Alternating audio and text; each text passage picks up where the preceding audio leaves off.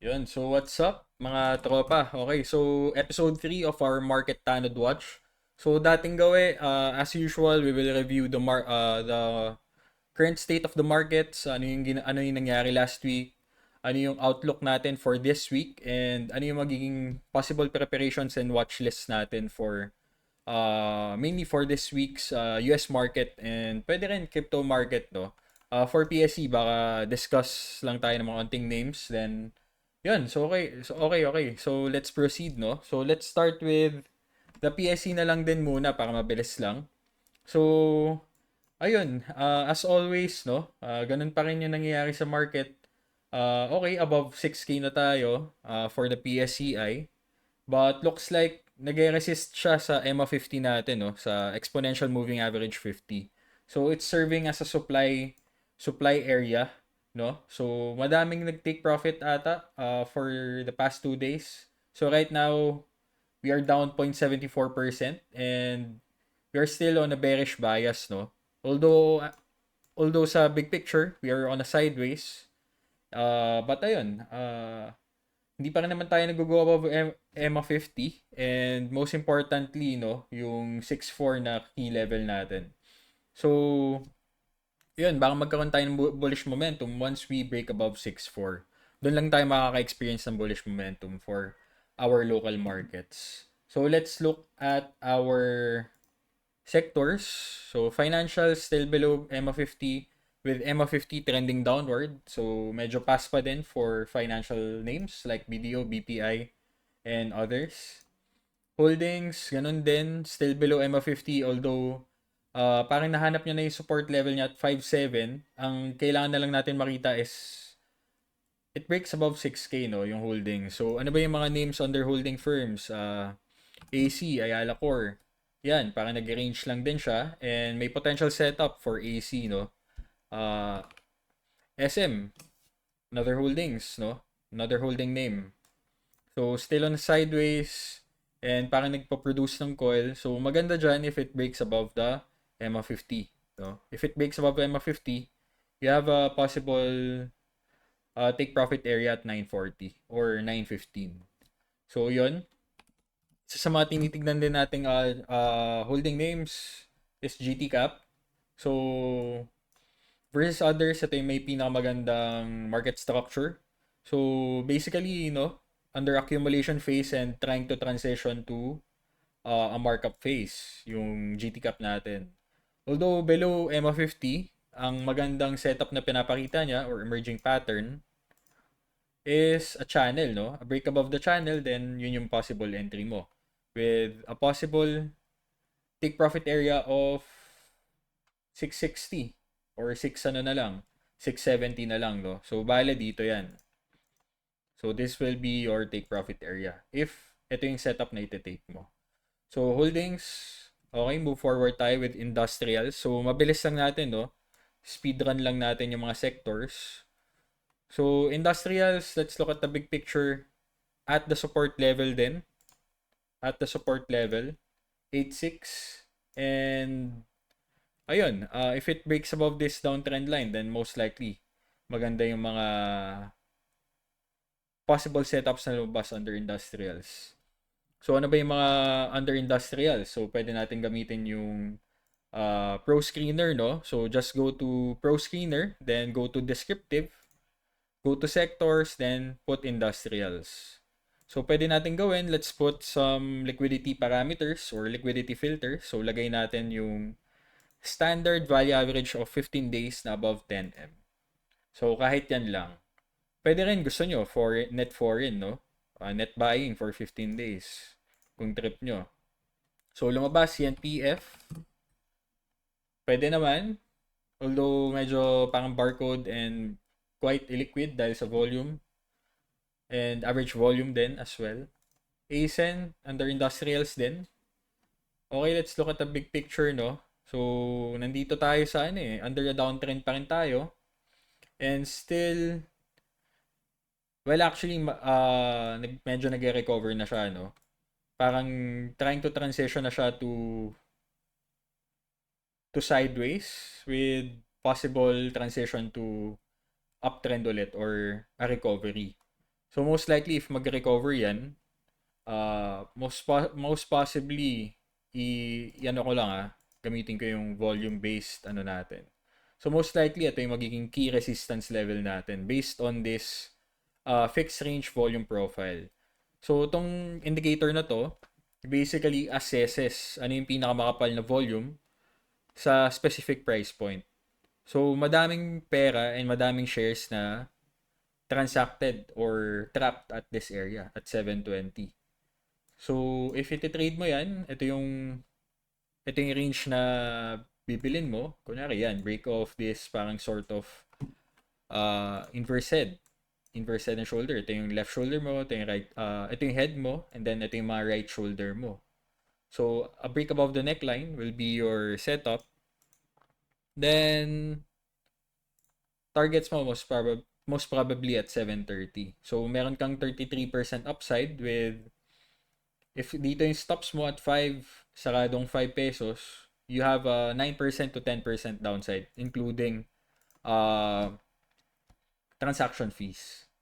So, 1.2%. So, ito yung mga lumabas, no? CNPF and ASEN under industrial. So, let's go back to other sectors. Mining, medyo pass kasi lakas ng selling recently and yun, papunta pa lang naman siya sa support level na 9,300 level. So, ito yung swing low na, ito yung isa sa mga major swing low. Then, most probably, antay ka muna ng magandang reaction at this level. So, same with properties. Ang maganda with properties is above EMA 50 na siya. And, first tick upward. Well, nagtitik upward na yung EMA 50 mo, no? Nakatutok na pataas, kumbaga. Ngayon, ang kailangan na lang natin makita for the property sector is mag-break above this trend line, no? This trend line. Wait lang, yan. This downtrend line, no? Kung ilolog natin, much better when plotting trend lines since percentage based dito sa 28 level. 28 level. So, what are ano ba yung mga key property names natin? ALI. So, possibly may setup din yan. Maganda rin yung big picture niyan. So, above EMA 50 on the weekly. And steadily accumulating at these levels lang. So, I think very undervalued yung natin, ALI. Well, not actually. Nasa 18 PE pa din siya. If considering growth, no? Ganun din, medyo sakto lang. Hindi naman super overvalued. But, ayun, property names is medyo pa din, alanganin dahil ayun nga, high interest rates and slightly lower demand for properties in commercial spaces, no? So, ayun. Pwede naman, yan, yung setup na yan. Buy on breakout sa downtrend line. Breakout or sa downtrend line na to. Or wait for a breakout, then a consolidation. Yan yung pwede maging entry point mo. Para lang din mas sigurado, no? Another property name is MEG. Ayun. Near all-time low. Near all-time low. Hindi naman all-time low, but multi-year low, which is yung 2020 low niya. So, alanganin lang, no, if it breaks below 190. So, ang gusto natin makita is a break above 213. Then, most likely, baka makakita tayo ng strong momentum on MEG. At possibly, baka mag-abutin niya yung 270 in a short run up. Kasi, ang lakas na ng coil niya eh. Ang tagal na nung sideways movement niya. Ilang buwan na. Since March 2023. So, a break above this trading range is most likely will become significant. If it closes below this range or this support level, then malakas na momentum pababa. If it closes above, then malakas na momentum pataas, obviously. Services, medyo pass din. Medyo pass kasi below EMA 50. So, that's pretty much it, no? For our local markets. Pwede, let's look at other outliers like Plus.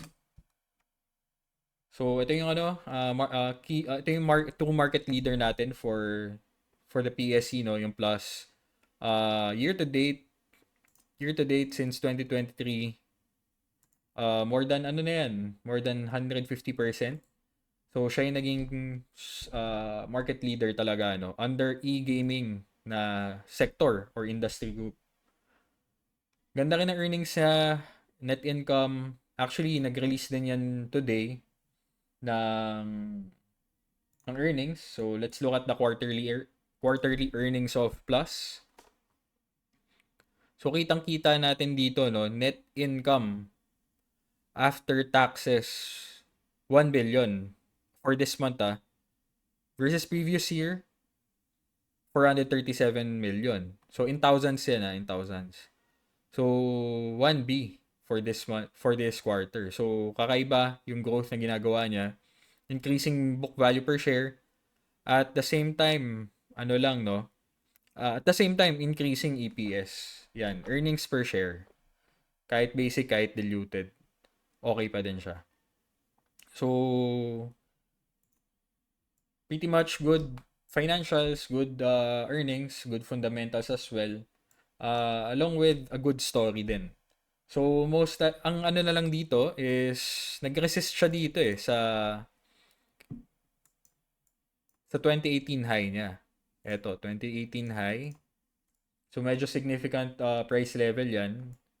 Ang kailangan na lang siguro natin makita is a good base above EMA 50, and magko-coil lang dapat siya dito at 660 and 740. If it closes below 610, then actually EMA 50 lang close below EMA 50, then uh ingat ako for this stock. So that's Plus, and that's our local market. So 10 minutes yun of our time. Let's move forward sa global markets natin or US. So the SPY, no, kita natin yung S&P 500 ETF to. SPX, SPY, parehas lang yan. But tradable kasi yung SPY. So ito yung mas tinitingnan ko. So for the SPY, what happened last week was a good break of this range, no? So akala natin mag-resist na siya dito at the neckline. 'Di ba ito yung ano natin? From the past video, na-discuss natin na under distribution yung SPY, 'di ba? Under distribution, break below the distribution structure.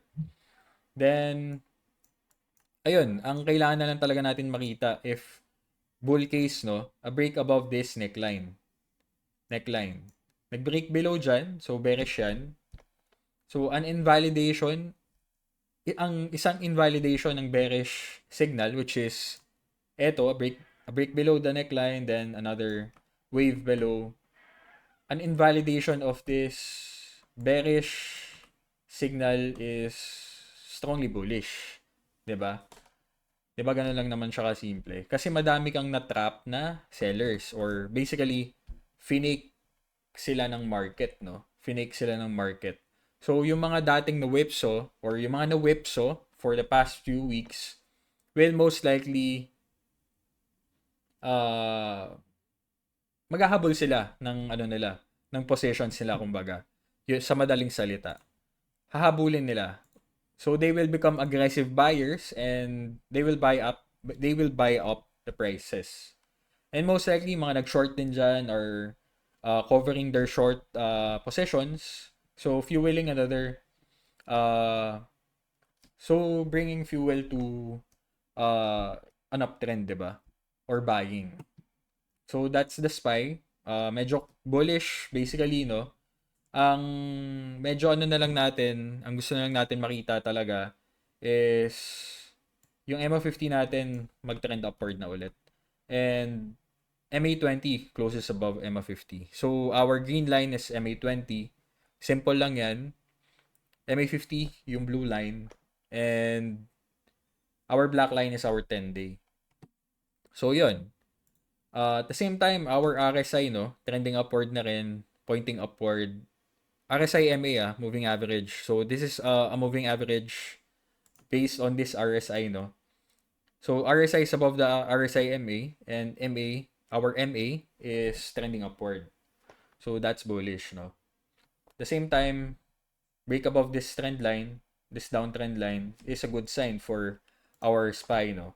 For our Qs, triple Q, di ba, from the previous market update natin or market Tanod Watch, sabi ko, crucial week yung gagawin ng Qs, no? Parang last week, nandito tayo sa point na to.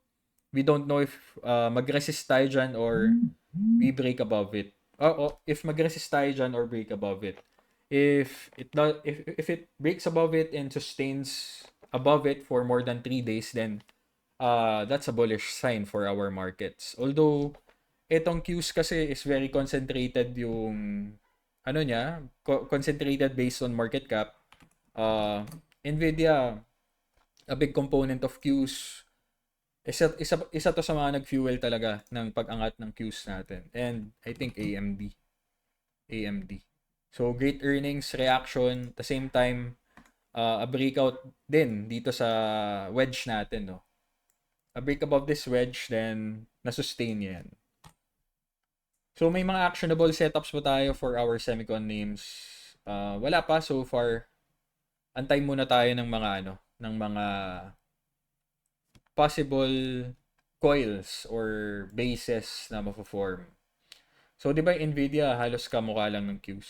Yan, halos parehas lang. Ang kinaibahan lang is nagkaroon ng bear trap for our Qs, di ba? Nagkaroon ng bear trap. So, this is a strongly bullish signal, yung mga bear trap na yan. It happened to the DXY, no? It happened to the DXY. A break below this support level, a break below, so nag-recover above it. And ayun, naging malakas yung dollar for many months.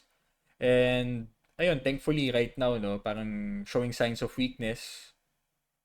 Ang gusto natin makita is a break below 104 for the DXY. Para din mas maganda yun for our equities or risk assets, no, for the Qs and SPY and other names. So let's move forward sa natin, sa mga equal weighted benchmarks natin, which is yung RSP. So ito yung equal weighted ng S&P 500. So basically ganun pa din, medyo salungat dun sa S&P, sa SPY natin, medyo salungat yung galaw niya. Kitang-kita natin yung SPY, lakas ng counter rally or lakas ng rally na sustain, but right now yung equal weighted natin parang ano pa din, 'di ba? Parang hindi pa ganoon kalakas yung momentum niya compared to the SPY. Ang maganda lang na nakikita ko for the RSP is nagko-coil siya papunta dun sa EMA10 or MA10. And if it closes above the EMA50, then that's good for all large caps, since S&P 500 is based on large caps, 'di ba? Or mostly large caps. Okay, so RSP medyo slightly bullish, but medyo may disconnect pa din kasi with our SPY, no. So in general, mahirap maging bullish pa din with our stock market in our US equities kasi may salungat or divergence with our equal weighted and our SPY. So triple Q and E, so equal weighted Qs natin yan. Okay, so positive, same movement with the Qs. Nag-bear trap, nag-create ng bear trap, actually fresh pa lang siya. So expect a possible rally or a sustained rally for our tech names, no, sa Nasdaq. Yun, so basically, this is a good sign for the Qs kasi ano siya parang halos in harmony siya with our market cap weighted Qs. So ito yung equal weighted, no. So I hope gets nyo yun, no. I hope gets naman yun. If may tanong kayo, just put it in the comments below. Or pwede nyo personally PM. So for our mid caps in the US market, still below the 50% of this range. So ito yung multi-month range ng mid cap index natin or mid cap benchmark natin or proxy. So still below the 50% ng range. So if it crosses above 450, 452, then most likely we will see a counter rally or a strong follow through sa mga mid-cap names natin. So ito naman, next, our small caps, no? Yung IWM. So Russell 2000 ETF yan. Actually, nagano na siya, nag-support siya at this 160 level, 162 level. Counter rallied but medyo nagkaroon ng sell down for our small caps, no? For the past week, no? So makikita natin yung nangyari talaga for the past week. Slightly bearish for mid cap, slightly bearish or strongly bearish for small caps. For large caps, sakto lang kasi yung RSP natin medyo may salungat with our SPY. Although yung SPY and Qs nag-rally, 'di ba? So medyo concentrated talaga yung rallies recently. Most likely concentrated with the Magnificent Seven, which is ayun nga, Microsoft, Google, Amazon, Tesla, NVIDIA, and Meta. At the same time, may isa pa eh. I forgot. Sige, pero yun, basically yung Mag 7. Or yung mga ano natin, yung mga main names talaga. So yun, speaking of the Mag 7, all-time high, Microsoft, no? So let's look at Microsoft weekly. So looks like basic cup and handle yung ginawa niya for the weekly time in our weekly time frame. This is our cup, this is our handle, halos ano lang 382 retracement yung ginawa niya, no? If gagamitan natin Fibonacci. Okay, medyo malayo lang. But basically, maganda yung naging ano niya. Yung naging retracement niya above 50%. So that's the bottom line of the cup and handle pattern, 'di ba? Basically, ang gusto natin, ang primary rule for the cup and handle pattern is hindi dapat siya mag-cross below the 50% of this cup trading range or yung trading range ng cup basically. So right now, break above this channel or this handle, and right now sustain yung rally niya, most likely dahil sa recent developments with AI. I think isa yun sa mga strong catalyst or story-based catalyst for Microsoft. At the same time, earnings, no, parang sakto lang yung niya, earnings. Pangit nga yung naging reaction for the next 2 days, 'di ba? Pero nag-recover. Most likely dahil din sa strong liquidity injection sa market natin. And ayun, medyo nag-improve na rin kasi yung mga natin, yung mga key market benchmarks. Yun, speaking of din, nakakalimutan ko, key market benchmarks natin, which is yung 2-year notes, 2-year bond yields, ito din, TNX.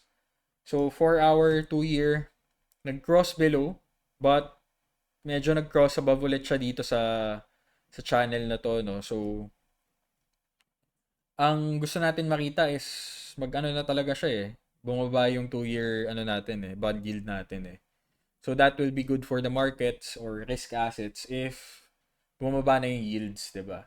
Same with our TNX, our 10-year yields. So nag-support lang at EMA 50 or nagsusupport at SMA 50. But ayun, magandang nakikita natin dito is across below ng EMA 10 or ng MA 10 below nag-cross below yung MA10 sa MA20 natin. At the same time, nagko-coil lang siya dito sa MA50. Hindi siya yung strong reaction sa MA50. So maganda natin makita dito is a close below dito sa natin, sa green line natin, and dito sa coil na ginagawa ng 10-year yields natin. Okay, so UST 7 to 10 year pro shares na natin, ETF, nagka-counter rally, trying to coil. So, maganda if it goes above 42. So, for our inflation proxy or benchmark, US oil, mostly used commodity in in everywhere, 'di ba? So maganda if nakikita natin na bumababa yung oil, 'di ba? US oil. So right now, bumalik siya sa range and this is a classic bull trap, 'di ba? This is a classic bull trap which is uh bearish for US oil, 'di ba? This is bearish for the US oil. So maganda siya for inflation. If bumababa yung inflation, then of course, 'di ba? That's good for most likely mag-pivot na or mag-pause yung Fed, 'di ba? Yun naman yung main goal nila eh, to ease inflation or to stop inflation. So right now, bumababa naman yung inflation natin. Yun, so this is our key market benchmarks for the US market. So alam niyo na yung mga risk on, risk off signals natin. If yung DXY lumakas ulit, that's a risk off signal. If humina, then that's a risk on signal. Same with our TNX and ito naman, kabaliktaran for US oil. Much better if it drops papunta sa 70. So yun, that's it. So let's look at our key market events for this week. Monday, halos wala naman masyado. On Tuesday, medyo heavy loaded na announcements din. So core CPI, 8:30 PM dito yung ina-announce. So same with yung PPI this week din. Kadalasan naman magkasunod naman yan eh. Magkasunod na araw. So 8:30 AM, 8:30 PM din dito. US retail sales. So much better if we see a decrease in retail sales. Yun yung tingin ko. If makita ng Fed na humihina na yung consumption, then most likely they will continue with their rate hike pause, or most probably baka magkaroon ng rate cut narrative if makita nilang humihina na yung economy or economic activity or demand. So initial jobless claims on 16 yun. So pretty much yun lang muna, no. Well, actually home builder confidence index, well, at the same time yung building permits is also a key market event for this week. Yan, sorry may mga nag-message lang sa akin. So major news, ito yung mga major news natin later on. Tignan natin 'yan. So for our earnings calendar, hindi pa na-update pala, no. Okay. So ito yan. Hold on. Ito, dito na lang tayo. So ito yung mga earnings natin. Ito yung earnings calendar natin for this week. Ito yung mga major names based on market cap. Home Depot, TJX, at the same time Alibaba, and AMAT or Applied Materials. So Semicon name yan. Very most likely magkaroon ng malaking reaction for this name, no? AMAT. Actually, nag-ano na siya, no? Nag-breakout na dito sa structure niya. Ang magandang mangyari dyan is masustain niya yung rally niya papuntang 154, 155.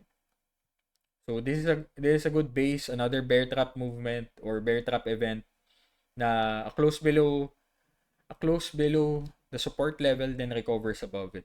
So di ko lang nakita itong mga ganito, no? So sayang.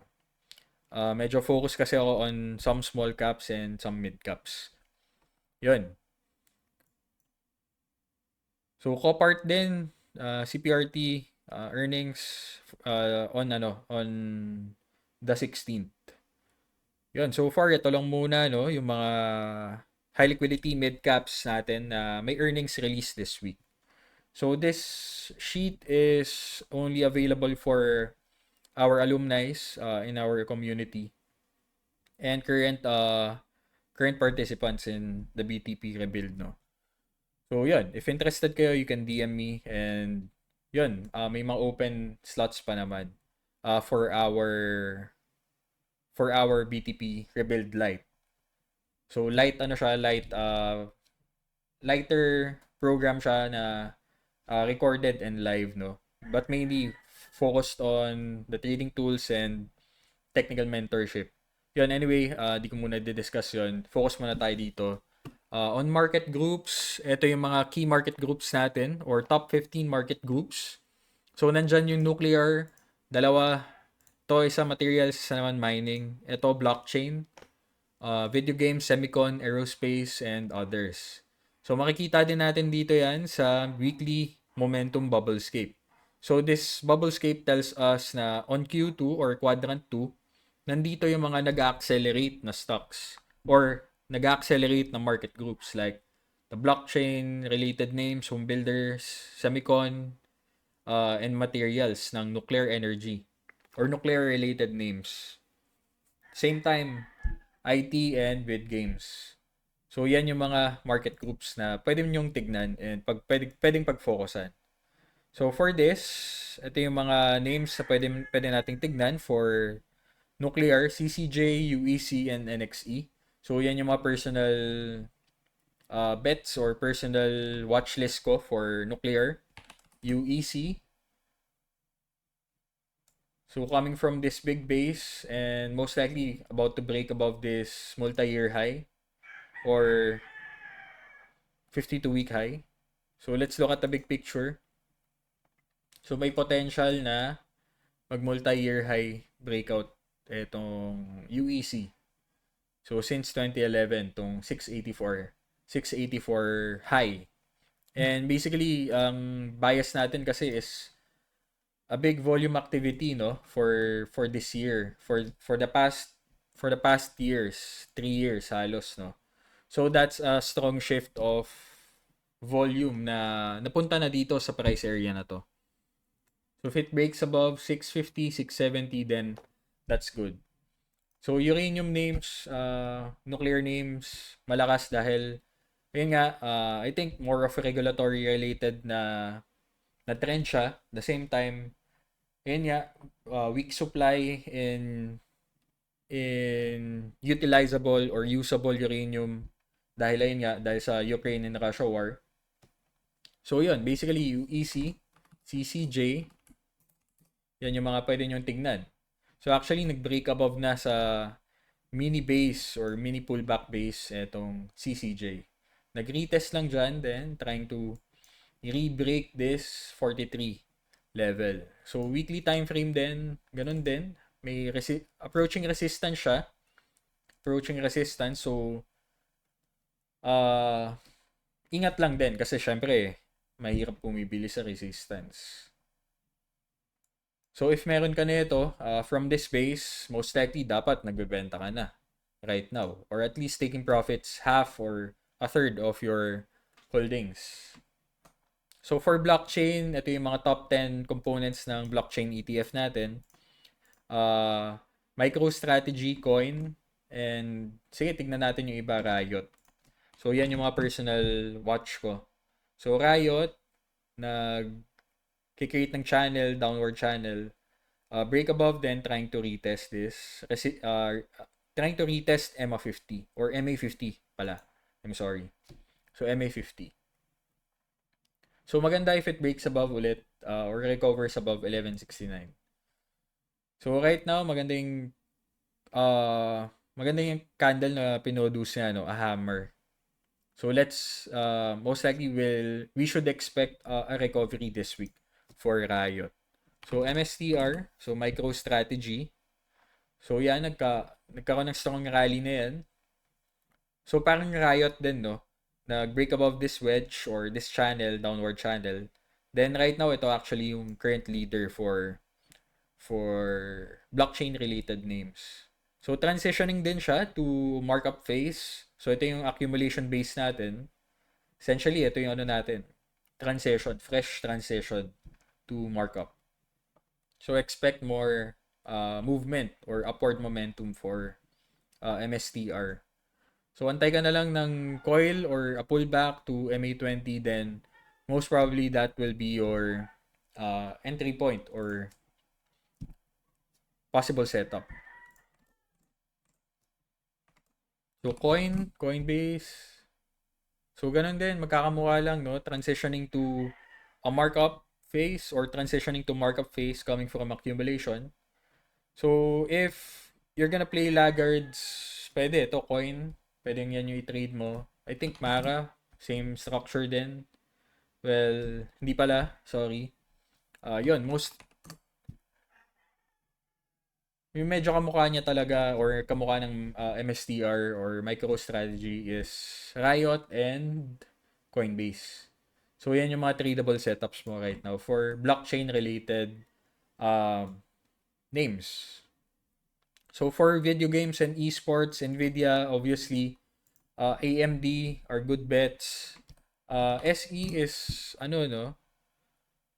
China-related name, pero wala eh. Medyo pass pa din. Medyo pass ako sa mga ganito. May big gap down and well, actually, may potential naman. Pero may ano kasi, may mga mas magagandang names kasi. So, yun. Medyo pass pala. So, AMD and NVIDIA, maganda. Napakita ko na yan kanina. So, just wait for a coil, just wait for a pullback, then, yun.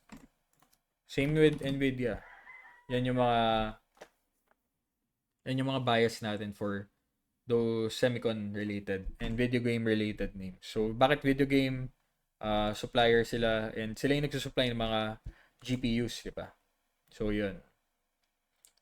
So, Semicon, ganun din. Same shit, same stuff. Aerospace and Defense, NOC, RTX. Ako may personal bet ako for Aerospace and Defense pero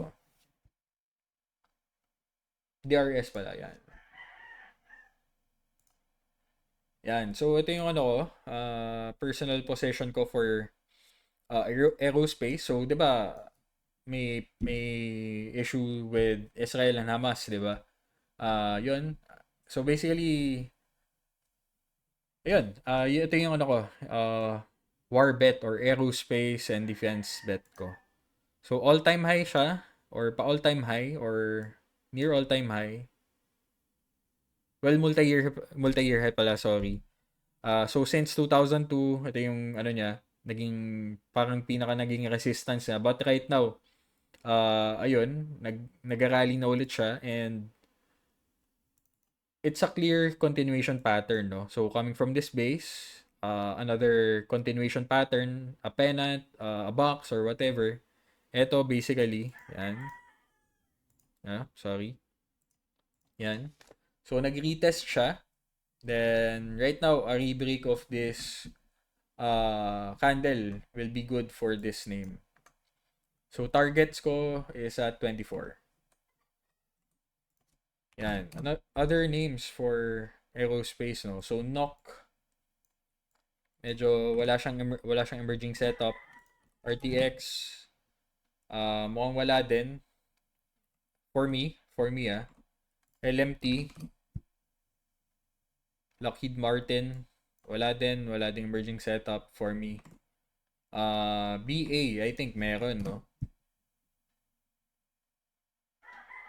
So for BA, ang nakikita natin is a bear trap. So ito yung support level. This will be our bear trap.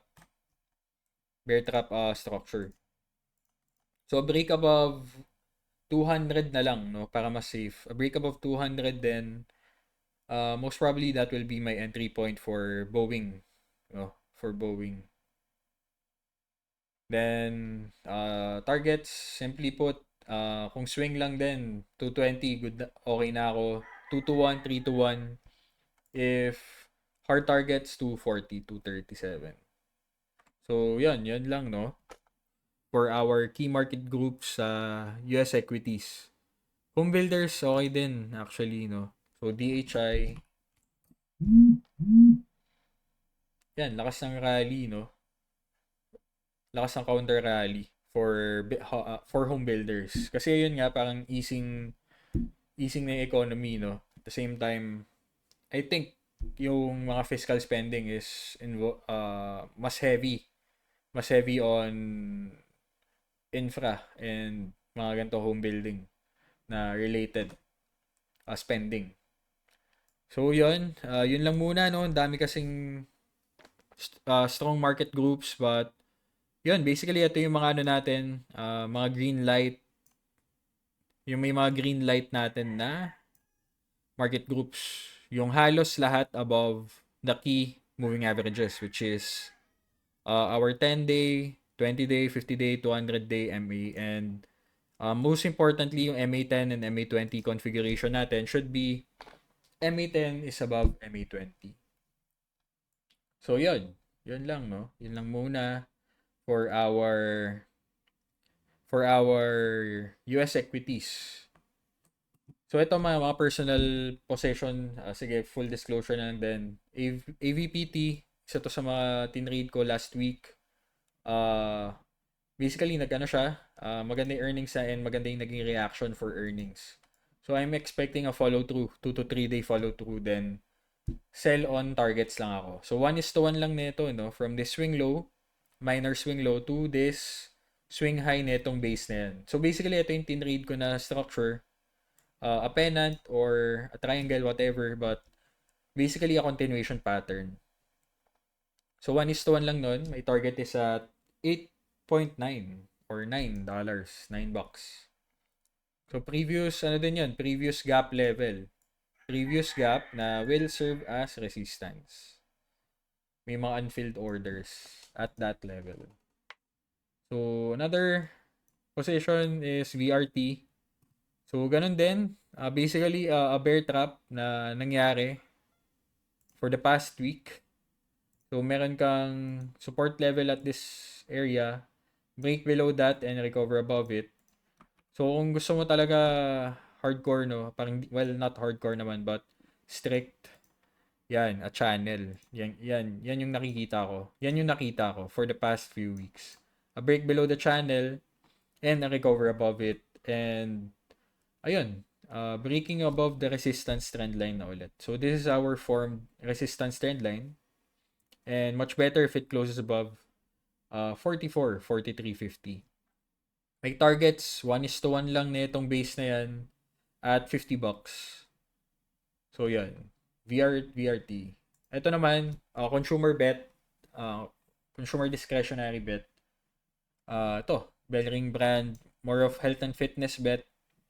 So, ganun din, continuation pattern, momentum setup. Swing lang din na objective. Sell at $50 lang din. So, yun. That's Bellring brand. Actually, malapit na yung earnings niya. So, a day before earnings, baka mag-sell off ako if may nakita akong momentum before the earnings or a weakness din. Basta basically, sell half muna, no? So, yun. Ito yung other focus list ko. Can look it up. Isa-isa nyo na lang. ANET, MU. So, ito, Micron Technology, Semicon name din. Intel, yan. Isa din sa mga tinitingnan ko. So, mainly, it's a transition from accumulation to markup phase, tong Intel. So, AMAT, ito, AVGO din. So, nag-breakout siya last week and right now, parang waiting for a pullback or a retest at this previous resistance level for AVGO. Yun. Yun lang muna, no? For our US equities. Crypto naman, sige, bilisan lang natin. For crypto, BTC, lakas, no? So, nag-ano siya, nag-break above 36K na siya. And right now, producing another coil.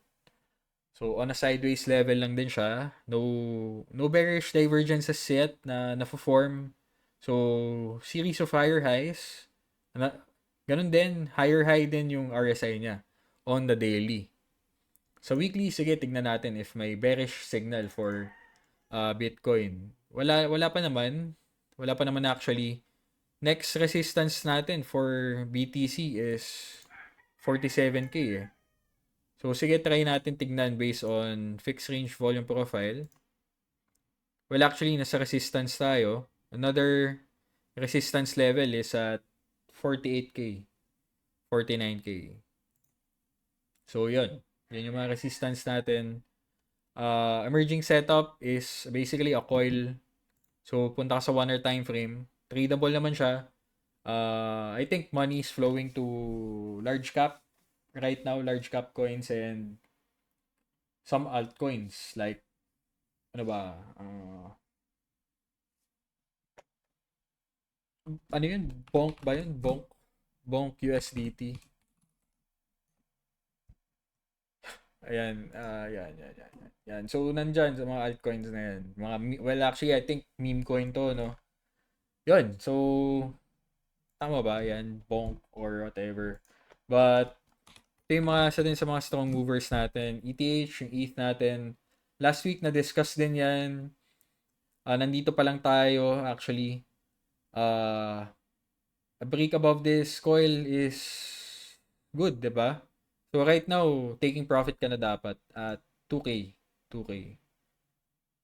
So, yun. If big picture play yung gusto mo, malayo pa yung possible na tahakin nito. Lalong-lalo na if masustain yung rally for Bitcoin. So, money will flow to, most likely will flow to ETH lang din. So, total free natin, which is excluding BTC and ETH natin, nag-break na din sa channel. So, that's a good sign for all types of crypto-related name. So, altcoins, large caps, okay na din. All clear to trade. As long as may setup, diba? As always. So, yan. Yan lang muna, no? For our crypto. Pretty much better if yung DXY nga natin mag-break below 105. Baka mag-react yung crypto markets, diba? Most likely, tomorrow din, CPI. Actually, nag-react na din yung crypto names with major news, diba? Major news. If it signals na may possibility na mag-pivot yung Fed or mag-pause talaga yung Fed, then that's good for crypto names, diba? So, yun. So, lastly, hindi ko pala kayo na-update. So, for our liquidity parameters or Fed liquidity, actually, nag-break above MA50 tayo for our Fed liquidity, which is yung balance sheet minus TGA or Treasury General Accounts and minus the reverse repo market. So, right now, we're above MA50 and MA50 is flattening, di ba? So, ang gusto natin talaga is mag-break above this channel na siya. This base. So, may bear trap na tayo nakita dito eh. May bear trap na tayo dyan. So, if we cross above 6.3 trillion mark in terms of Fed liquidity, most likely magkakaroon tayo ng sustainable market in equities and crypto. So, yun yung in-expect natin. And yun yung gusto natin makita. So, hindi ko na i-explain ano yung mga technicalities with or yung details on this formula, but this is basically our liquidity proxy. So, if liquidity is increasing, diba, most probably it is good for risk assets like equities. And, ayun nga, kitang-kita naman nung nalaglag yung liquidity nung 2021 to 2022. Sumabay din yung mga key indices natin like S&P 500 and yung Qs natin. So right now, ang inaantay na lang natin is a liquidity injection situation. So right now, actually dito sa sa tool natin, in net, yung current mode is mag-inject ng liquidity yung Fed, diba? Via the TGA, actually bumababa yung TGA and yung reverse repo facility nila. So, onti-onti nang nade-drain yung pera sa reverse repo facility and I think yung mga pera na nakukuha or naibabalik sa commercial banks is pinambibili din ng mga private institutions na yun ng short-term bills like yun nga 6 month right now, 'di ba, parang yung QRA announcement, mas mag-i-issue sila ng bills. So that will most probably inject money sa economy natin. Yung mga ganong klaseng dynamics. So hindi ko naman masyado puput into detail, but basically what we want talaga is ma-sustain tong current narrative na nagkakaroon ng liquidity injections. Although may limit tong reverse repo facility. So, nag-break below 1 trillion mark na tayo. Most likely, madrain to if makontinue yung trend na to. Most likely, madrain to in 6 months, 5 months. So, baka, if madrain na to, baka makita natin na dun mag-crash yung market. We don't know. Dun magkaroon ng issues with the markets. Hindi natin alam. So, yun. Yun lang muna for our market update. Halos 50 minutes din pala ako nagsalita. I hope na na-update kayo and may natutunan kayo and it prepared you for this upcoming trading week, lalo na for US market participants. For PSE, syempre medyo alanganin pa din yung markets natin with PSE. So yun, if may tanong kayo, just PM me. If may mga concerns kayo on what I'm saying, just PM or just comment it. I will be more than happy to discuss it with you. And yun, I hope you have a great week. Have a good trading week. Stay healthy, everyone. And as always, God bless sa lahat. Yun, bye-bye and ingat.